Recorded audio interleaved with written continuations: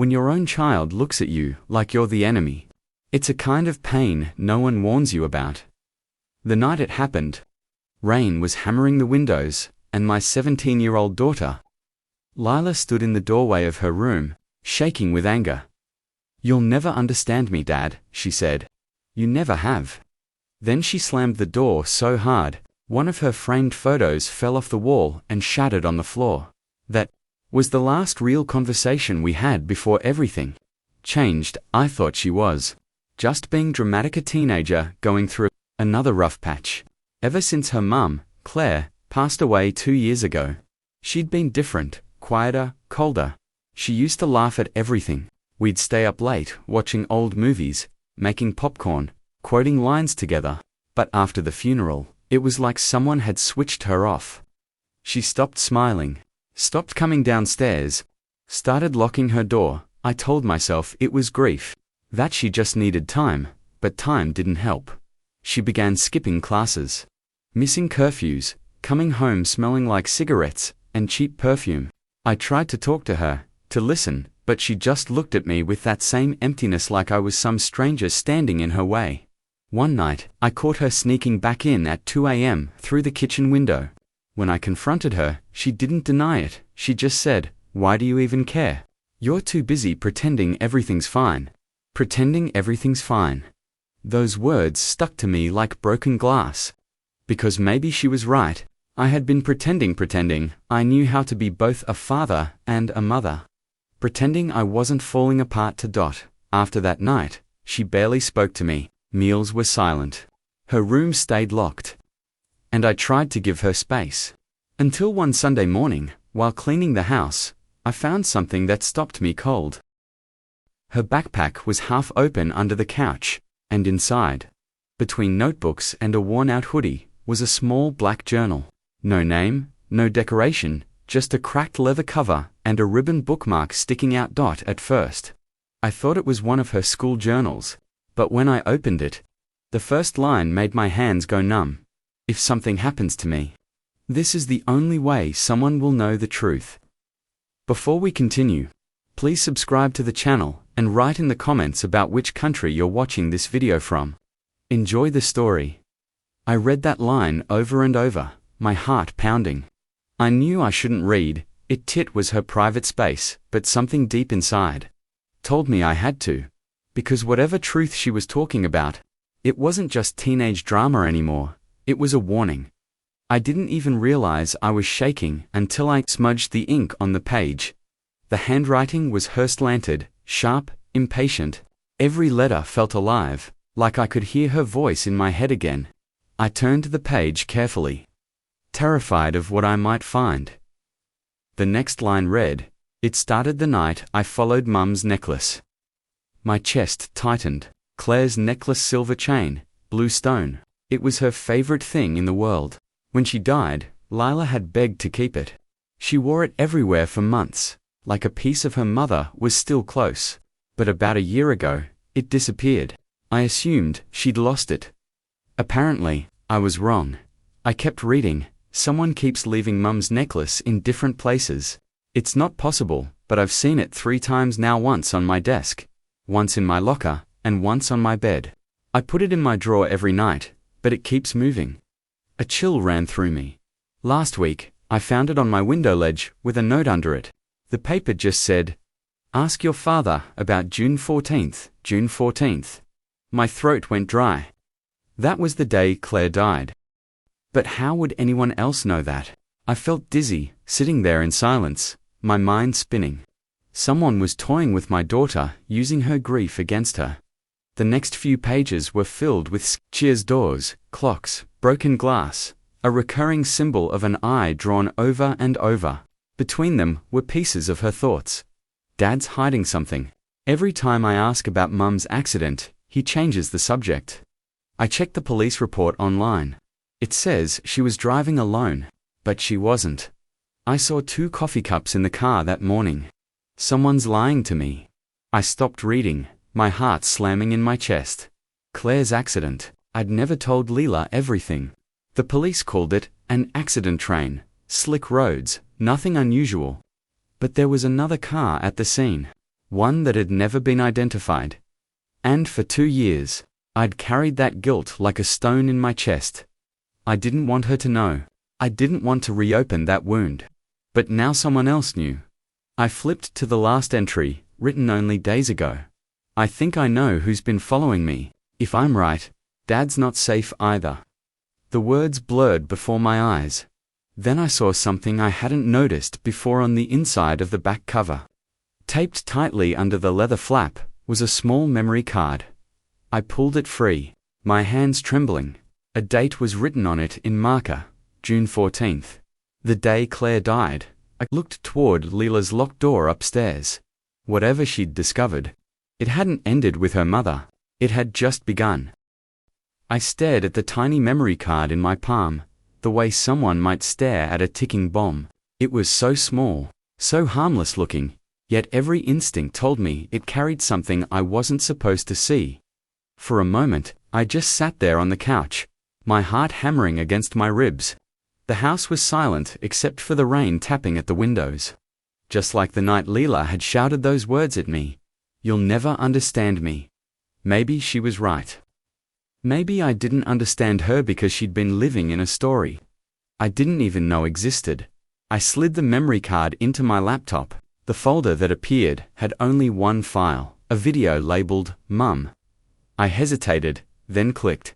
The footage was shaky, filmed in low light. The first few seconds were just static and the sound of wind. Then Leela's voice.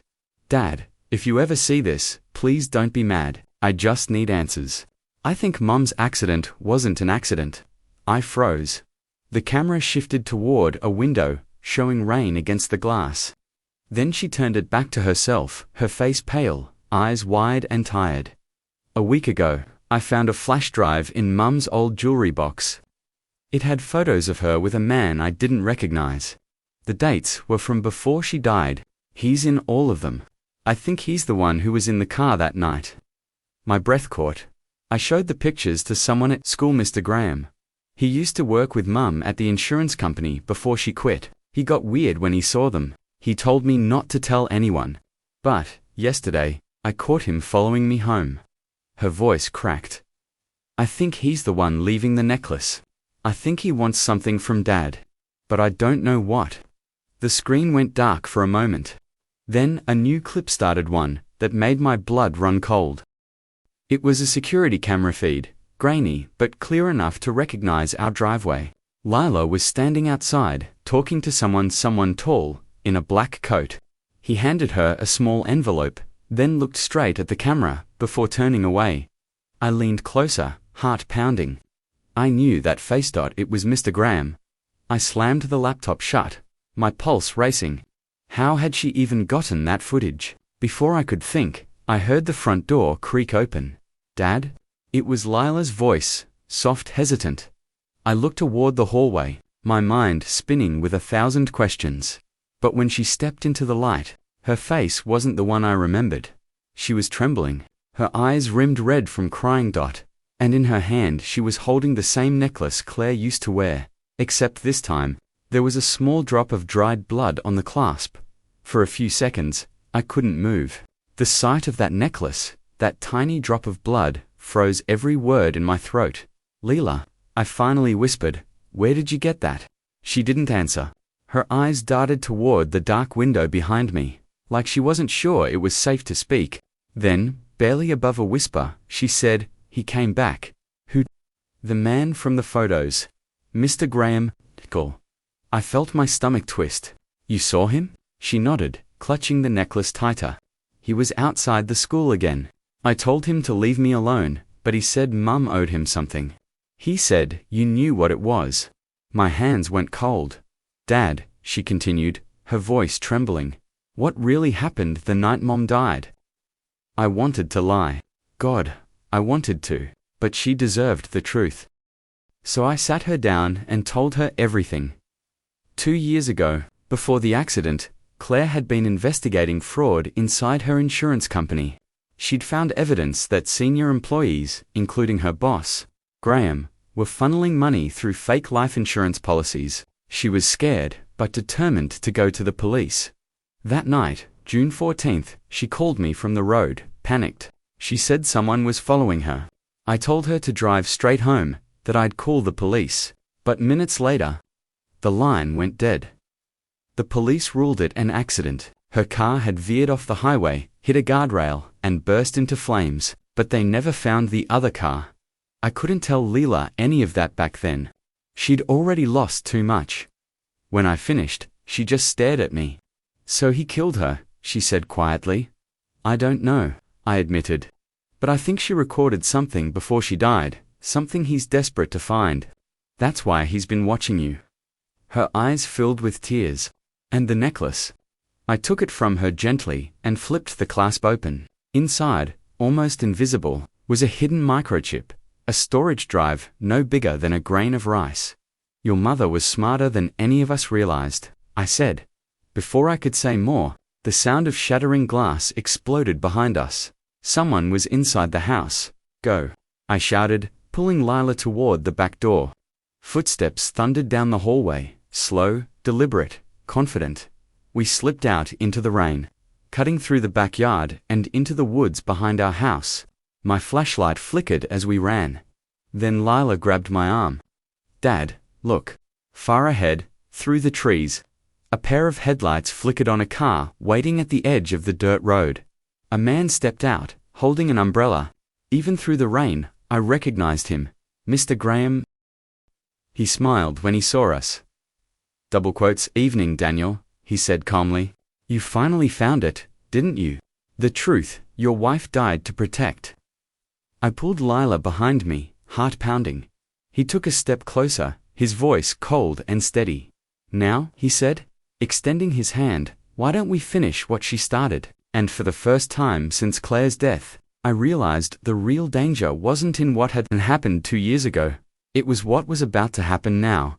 The rain pounded harder as thunder cracked above us. Mr. Graham stood just beyond the headlights, the glow slicing through the darkness like a stage light on a nightmare. His voice was calm, almost friendly, and that made it worse. "Give me the necklace, Daniel," he said softly. "You've read her journal, haven't you? You know what's inside that chip." Lila clutched my arm tighter. I could feel her trembling. "She died because of you," I said through clenched teeth. He tilted his head. "She died because she didn't listen. Don't make the same mistake."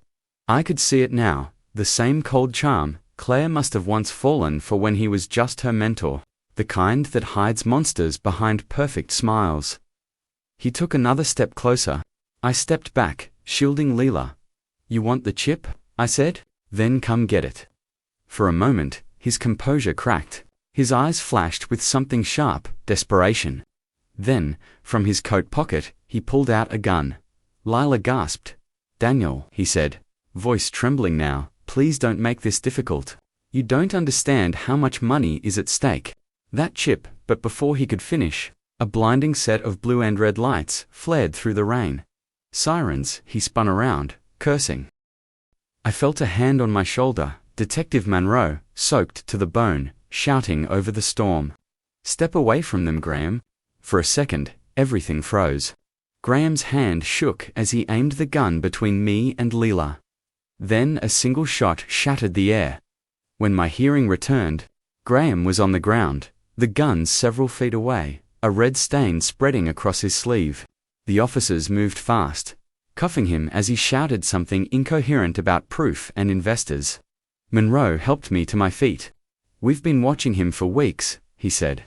"Your daughter's video was the final piece. She sent it to the department's anonymous tip line last night." I turned to Lila, stunned. "You did?" She nodded, tears streaming down her face. "I had to, Dad. I couldn't lose you too." Monroe retrieved the necklace, carefully removing the chip. "This will seal it," he said. "Every transaction, every threat. Your wife left us everything we need." The relief hit me like a wave I wasn't ready for. I pulled Lila into my arms, and for the first time in years, she didn't pull away. Weeks later, after the trial, I sat on the porch with her journal in my hands. The final entry was dated the night before I found it. "If Dad ever reads this, I hope he knows I was never angry, just scared. Mum once told me, the truth always finds a way to breathe. I guess she was right. I looked up at the sunrise. Feeling the warmth spread across my face, we sold the old house and moved to a smaller one near the coast. The journal sits on the shelf in Leela's room now. Next to a framed photo of her and Claire, she still wears the necklace, not as a secret anymore, but as a reminder.